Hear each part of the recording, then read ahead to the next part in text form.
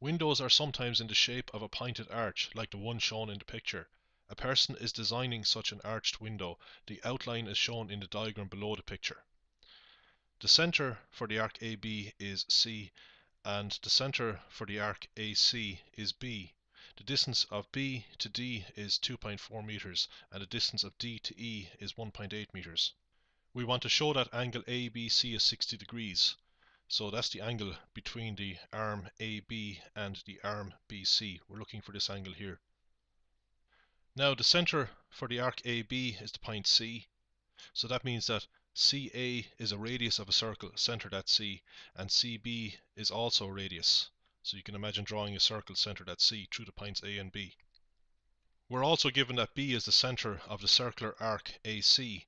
That means BC is a radius of the circular arc AC, and BA must be another radius because B is the center of a circle that can be drawn through points A and C. So this length AC equals BC and BC equals AB. So you can see all three sides must be the same. And if all three sides are the same, it means that all three angles are the same. And since the three angles add up to 180 degrees, each angle must be 60 degrees. So just to repeat what I said, AC equals BC because they're radii. AC and BC are radii of the circle centered at C, of a circular arc centered at C. BC equals BA because they are radii of the circular arc AC, which is centered at B.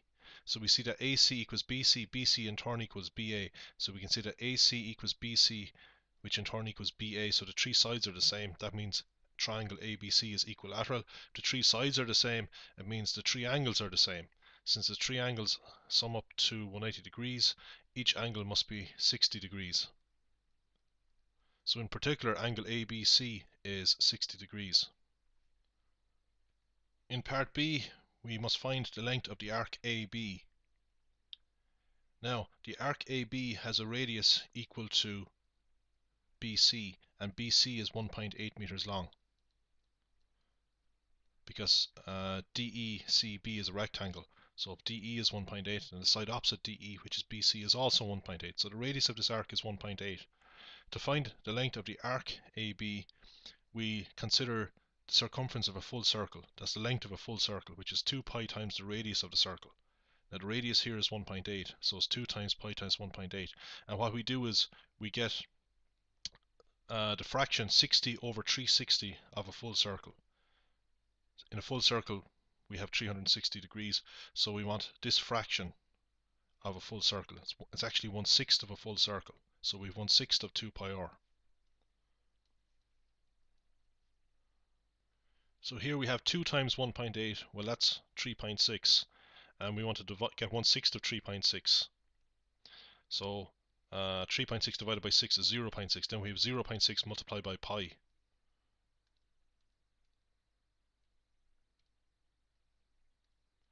So we want this number to 3 decimal places, so we looked to the fourth place. The fourth place is actually 5 or more. The fourth place is 9. We add 1 to the third place, we get 1.885.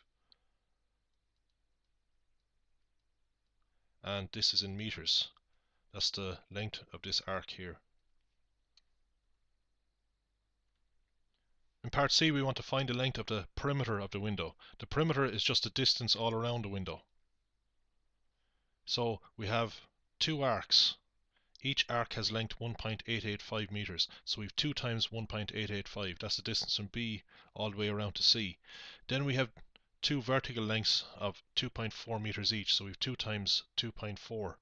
And we also have this horizontal distance here, 1.8. So if you imagine starting at B, we have 1.885 plus 1.885 plus 2.4 plus 1.8 plus 2.4. We will get 10.37 meters to 2 decimal places. In the next part, we want to find the height of the window. So first of all, I want to get this distance here, the perpendicular distance of the point A to the line BC. This is what I have here. Now it's a fact that in an isosceles triangle or an equilateral triangle, that if we draw the line from the point where two equal lines meet down perpendicular to the third side, then this line here will bisect this side into two. So that means that this distance here is half of 1.8, which is 0.9. There are two ways that we can find h. One way is to use Pythagoras Theorem, because we have two sides in this right angle triangle. The hypotenuse is 1.8 and the two shorter sides are h and 0.9. So by Pythagoras Theorem, the sum of the squares of the two shorter sides, that is h squared plus 0.9 squared, equals the square of the longest side, or the hypotenuse squared, that's 1.8 squared. So to get h then, we just calculate 1.8 squared and we subtract 0.9 squared, we get 2.43. We get the square root of this number. If I just put this to the power of a half, that will get me the square root of 2.43. So we get 1.5588. So I've written this number down to 4 decimal places. The other way that we could find h is to use the fact that in this right angle triangle, the side opposite 60 degrees is h, and the hypotenuse is 1.8, so we could say get the sine of 60 degrees. Sine of 60 is opposite over hypotenuse, or h over 1.8. So h is 1.8 multiplied by sine 60. So we get the sine of 60 degrees and multiply by 1.8.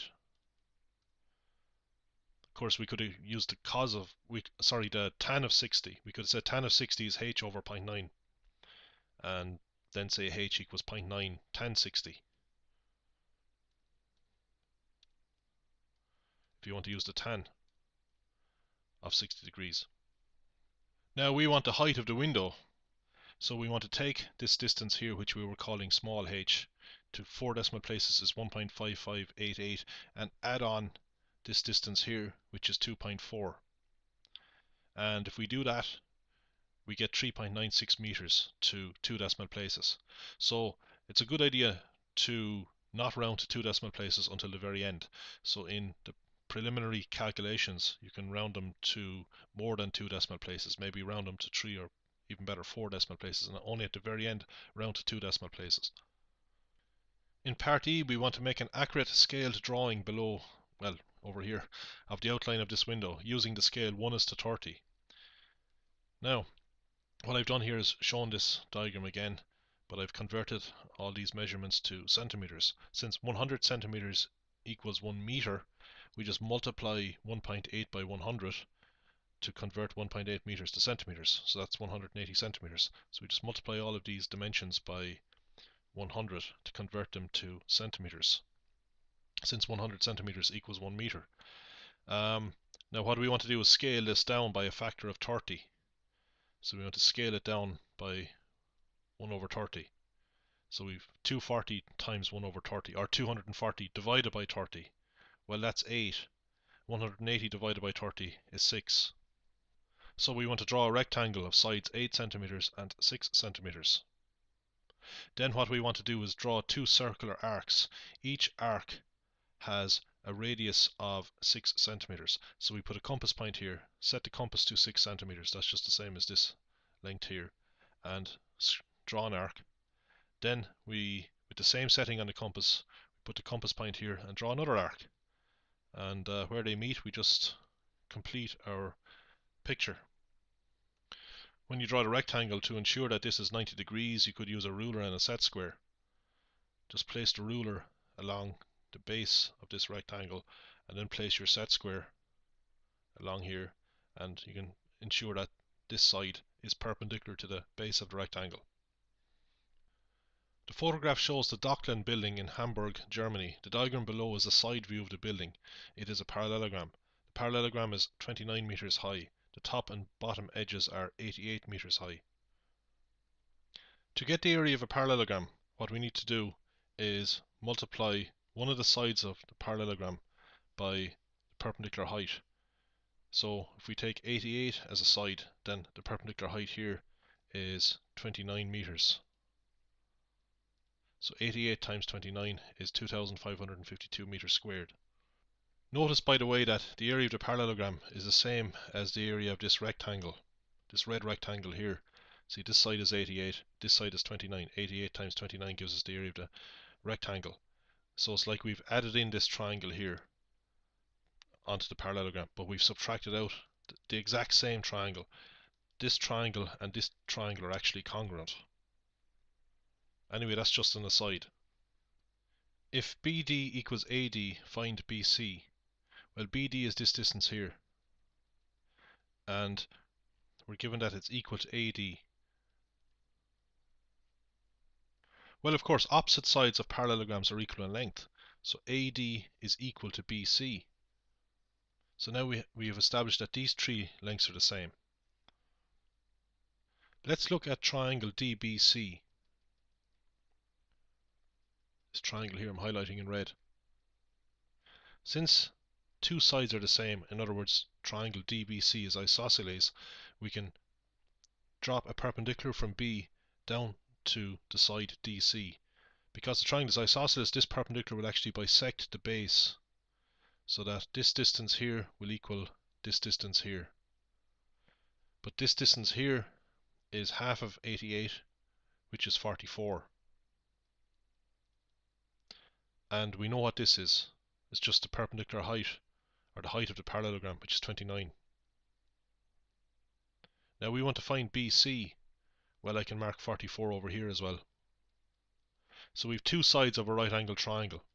If we look at this triangle here, it's a right angle triangle, and now we have two sides of it, 44 and 29. To find BC, we can use Pythagoras Theorem.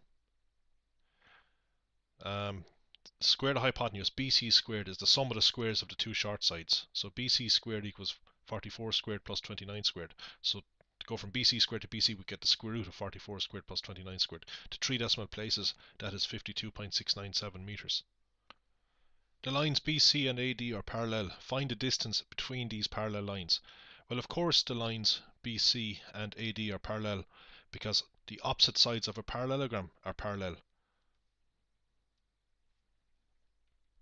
The distance between the lines is, of course, the shortest distance between the two lines, or the perpendicular distance between the two lines. So if we start at the point B, we want to draw a line that's perpendicular to BC. Or if you like, we can draw a line from B that's perpendicular to AD. If this line is perpendicular to BC, well, it's automatically perpendicular to AD because BC and AD are parallel lines. I think the easiest way to find H is to actually get the area of the parallelogram. Now, the last time we got the area of the parallelogram by taking 88 as the base side, if you like, of the parallelogram. If 88 was the base side, then the height was 29 meters. So we multiplied 88 by 29 to get 2,552 meters squared. But we could have got the area of the parallelogram by taking, say, BC as our base side. In part 2, we found that BC is 52.697 meters. If BC is our base side, then this height, which I'm calling H, is the perpendicular height. And to get the area, we multiply the base, 52.697, by the height H, and that must equal 2,552. And dividing, we get H equals 48.427 meters to 3 decimal places.